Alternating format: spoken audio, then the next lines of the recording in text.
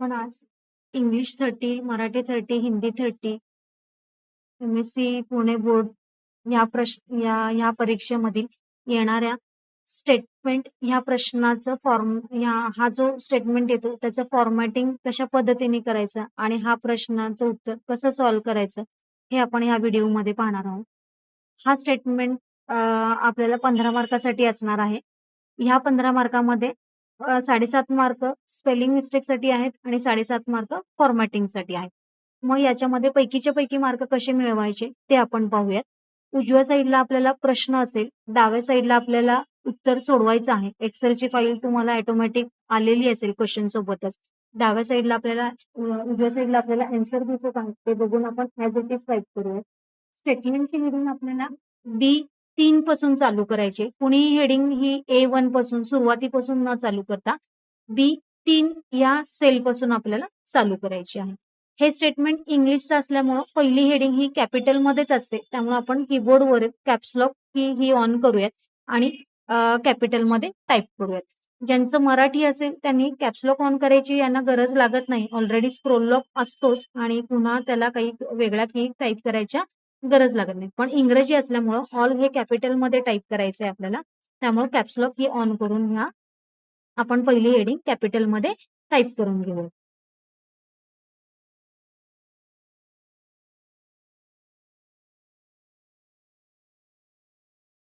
Type झाल्यानंतर enter करायचं आहे. आपल्याला 4th लाईन जी आहे ती सोडायची आहे आणि पुन्हा स्टेटमेंट हे B5 पासून सुरू करायचे आहे. सुरुवातीला सगळ्यांनी टाईप करताना फॉर्मॅटिंग न करता आधी सगळं टाईप करून घ्यायचं आहे स्टेटमेंट. B5 मध्ये जी हेडिंग टाईप झाली, टॅबचा वापर करून आपण पुढच्या सेलमध्ये जाऊयात, म्हणजे C5 या सेलमध्ये आपण पोहोचतो.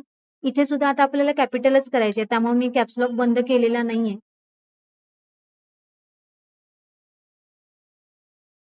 आपण टॅब प्रेस केलं की D5 या सेलमध्ये जातोय, पण विद्यार्थ्यांना इथे कन्फ्युजन होईल की इथे टाईप करताना पूर्ण C आणि D गेलाय. मग विद्यार्थी काय करतात, हे E पण सोडून देतात किंवा F मध्ये टाईप करतात. तर तसं करायचं नाहीये. असं जर कन्फ्युजन होत असेल तुम्हाला, तर C ची विड्थ तुम्ही ह्याच लेवलला इथे अशी हॉरिझॉन्टली तुम्ही वाढवू शकता. टॅब प्रेस केलं की आपण D च्या सेलमध्ये जातो. इथे जी काही हेडिंग आहे ती त्या सेलमध्ये टाईप करायची नाही. चुकूनही डी ची हेडिंग ई मध्ये येता कामा नये आणि ई ची एफ मध्ये जाता कामा नये. त्या सेलच्या हेडिंग त्या सेलमध्ये आल्याच पाहिजे.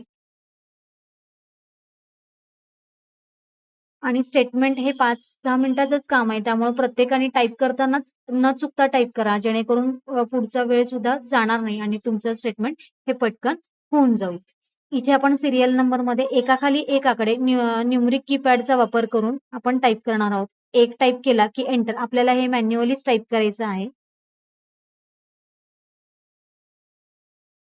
1 ते 8 आकडे टाईप करून झालेले आहेत. आपण सी कॉलम मधला डाटा पूर्ण आता फिडअप करून घेऊया. ज्यांना असं हॉरिझॉन्टली एंट्री करायचं सोपं जात असेल, टॅप करून तुम्ही पुढच्या घरात जाऊन अशा पद्धतीच्या एंट्र्या करू शकता. टॅप प्रेस करून पुढे घेऊ शकता. आणि ज्यांना व्हर्टिकली सोपं जाते त्यांनी व्हर्टिकली ऑर्डर मध्ये सुद्धा टाईप करू शकता. अशा पद्धतीने एकाखाली एक. आता मी कॅप्सलॉक बंद करते, कारण का आपल्याला नॉर्मल टाईप करायचंय. पहिल्या आकडाच हे अक्षर आपल्याला कॅपिटल करायचंय, त्यामुळे मी आता कॅप्सलॉक बंद केला आहे.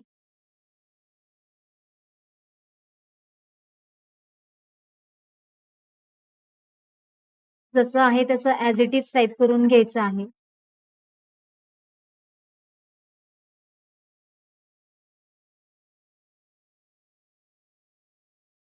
जर रोमन हे जर करायचं असेल तर आपण शिफ्ट दाबून आय टाईप करायचं, त्या रोमन आकडे पडतात. याच्यासाठी वेगळं असं काही शॉर्टकट की वगैरे नाहीये.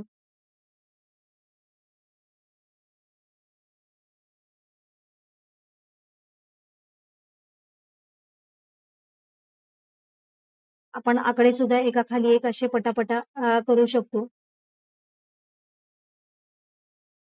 आकडे सुद्धा कोणीही चुकवायचे नाहीयेत, जसे दिले तसेच टाईप करा, कारण का स्पेलिंग मिस्टेकला सुद्धा 7.5 मार्क आहेत. पण ते सुद्धा आपल्याला हातचे घालवायचे नाहीये, त्यामुळं हळूवार का होईना खूप निवांत वेळ असतो याला. 30 मिनिटाचा वेळ आहे आपल्याला स्टेटमेंट टाईप करण्यासाठी. आणि सगळं फॉर्मॅटिंगसाठी वगैरे. त्यामुळे निवांत टाइप केलं तरी पण चालेल.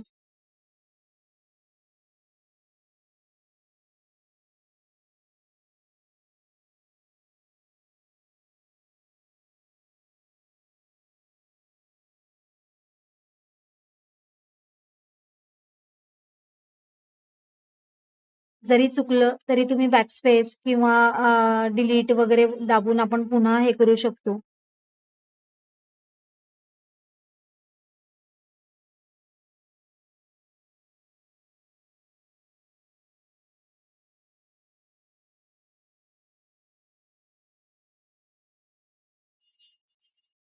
हे पहा आता आपला आकडा इथेच चुकलेला आहे.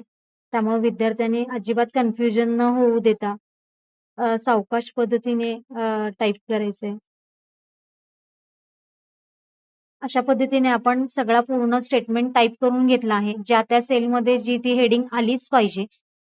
हा टाइप झाल्यानंतर आपण फॉर्मॅटिंगकडे येऊयात. B3 पासून जी हेडिंग चालू केली होती आपण, त्या हेडिंगला सिलेक्ट करायचं. कॉलम आपले B3 पासून सुरुवात झालाय आणि एंड आपला F कॉलम पर्यंत संपलाय. त्यामुळं B3 पासून F3 पर्यंतची हेडिंग अशी सिलेक्ट करायची आपल्याला. याला आपल्याला बोल्ड करून घ्यायचं आहे आणि अंडरलाईन करायचे. मर्ज अँड सेंटर करायच्या आधी आपण मगाशीच आपण सी ची विड्थ वाढवून घेतली होती. आपण तशीच बी ची सुद्धा विड्थ पहिल्यांदी वाढवून घेऊयात थोडीशी. सी ची विड्थ आपण ऑलरेडी वाढवून घेतलेलीच आहे. त्याच्यानंतर आपल्याला आणखीन 3 कॉलमची आपल्याला विड्थ वाढवायची आहे. पण एक कॉलमची विड्थ न वाढवता डी, ई, एफ अशा 3 कॉलमला एकत्रित सिलेक्ट करायचं आणि कुठल्यातरी एका कॉलमच्या मध्यभागी येऊन एकाच कॉलमची विड्थ वाढवली की ॲट अ टाइम तिन्ही कॉलमची विड्थ एक लेव्हलनी होऊन जाते. पण आपल्याला डी, ई, एफ एकत्रितच विड्थ आपल्याला वाढवायची आहे. त्यामुळं सगळ्यात पहिल्यांदी स्टेटमेंट टाइप झाल्यानंतर बी ची विड्थ सर्वप्रथम वाढवायची. सी ची आपण टाइप करतानाच वाढवलेली आहे. त्यामुळे पुन्हा एकदा त्याला विड्थ वाढवायची किंवा कमी करायची काही गरज नाही. वाढवायची असेल तर ते तुम्ही वाढवू शकता गरज पडली तर. आणि डी, ई, एफ एकत्रित सिलेक्ट करून त्याची आपण अशी एकत्रितच विड्थ वाढवायची आहे. हे झाल्यानंतर आपण हा स्टेटमेंटची जी वरची हेडिंग आहे B3 पासून F3 पर्यंतच्या आपण झूम इन झूम आउट करून आपण स्टेटमेंट हे करू शकतो. कमी झूम मध्ये पाहू शकतो. B3 पासून F3 पर्यंतची हेडिंग सिलेक्ट करायची कारण का आपलं हेडिंग जे कॉलम आहेत ते F पर्यंतच्याच आहे. आपण बोल्ड आणि अंडरलाईन सुरुवातीला केलेलंच आहे. ज्यांनी केलं नसेल त्यांनी बोल्ड आणि अंडरलाईन करून घ्यावी. आणि अलाइनमेंट या ग्रुपमध्ये आपल्याला त्याला मर्ज अँड सेंटर करायचं आपल्याला. त्यामुळे हेडिंग अशी मध्यभागी येईल. हे झाल्यानंतर आपल्याला ज्या टेबलच्या खालच्या सब हेडिंग आहेत त्याला सिलेक्ट करून घ्या. B5 पासून ते F5च्या ह्या हेडिंग आहेत याला आपल्याला बोल्ड करायचंय आणि मध्यभागी घ्यायचंय. त्याच्यानंतर 1 ते 8 जे आकडे आहेत त्याला पर्टिक्युलरली सिलेक्ट करून घ्या आणि ते सुद्धा आपल्याला सेंटरच्या अलाइनमेंटमध्ये घ्यायचे आहे. सी मधला जो मॅटर आहे तोही सिलेक्ट करा. बाय डिफॉल्ट हा लेफ्टला आहेच आहे. पुन्हा त्याला लेफ्ट साइडची अलाइनमेंट द्या. आकडे सुद्धा बाय डिफॉल्ट उजव्या साईडला झालेलेच आहेत. तरी सुद्धा त्याला सिलेक्ट करून राईट हँड साइडची अलाइनमेंट द्यायची आणि पूर्णपणे स्टेटमेंट आता आपल्याला सिलेक्ट करायचं आहे. B5 पासून ते F13 पर्यंतचा. याला आपल्याला फॉन्टच्या टॅबमध्ये बॉर्डरमध्ये ऑल बॉर्डर हा याला अप्लाय करून घ्यायची आपल्याला. अशा पद्धतीने आपण हा स्टेटमेंट फॉर्मॅटिंग केलंय आणि सगळ्यात लास्टचे जे फॉर्मॅटिंग आहे ते स्टेटमेंटच्या पहिल्या हेडिंग पासून ते शेवटच्या कॉलम पर्यंत शेवटच्या रो पर्यंत पूर्ण स्टेटमेंट सिलेक्ट करून घ्यायचं. अलाइनमेंट या टॅबमध्ये आपल्याला याची मिडलची एक अलाइनमेंट आपल्याला करून घ्यायची. जशी आपण सेंटरची अलाइनमेंट केली तशी सेंटरच्या वरती मिडल नावाची एक अलाइनमेंट आहे. ती सगळ्यात शेवटी आपल्याला करून घ्यायची आहे. अशा पद्धतीने स्टेटमेंट आपल्याला हे उत्तर याचा आन्सर आपल्याला सॉल्व्ह करायचं आहे. सबमिट करायच्या आधी एकदा पुन्हा स्पेलिंग मिस्टेक आपण चेकआउट करू शकतो. या परत दुरुस्त करू शकतो आणि अशा पद्धतीने आपण याच्यामध्ये पैकीच्या पैकी आपण मार्क मिळवू शकतो. आता आपण जे फॉर्मॅटिंग केलं याला 7.5 मार्क असतील आणि जे टायपिंग केलं त्याला 7.5 मार्क असतील. त्यामुळे कुठेही आपले मार्क जाण्याची संभावना शक्यतो कमीच आहे. त्यामुळे विद्यार्थ्यांना हे पासिंग आउट ऑफ आउट आपण घेऊ शकतो.